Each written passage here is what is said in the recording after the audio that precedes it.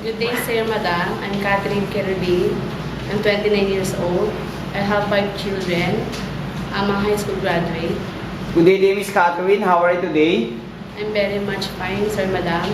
So what do you think are the right attitude and characteristic of a good domestic helper? I'm a good, hardworking, responsible, honest. Can you tell us the proper way in taking care of the children? Taking care of children is taking their bath, give them nutritious food, give them vitamins on time, loving them as my own child. So what if you commit mistake to your employer, what will you do? I will say sorry. I will not do it again. Any message or promise to your future employer?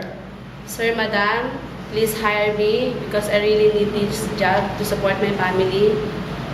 And I promise I'll finish my 2 years course with you. 2 years contract with you. Okay, thank you, Miss Catherine. Hope to see you soon in abroad. Thank you, sir, madam.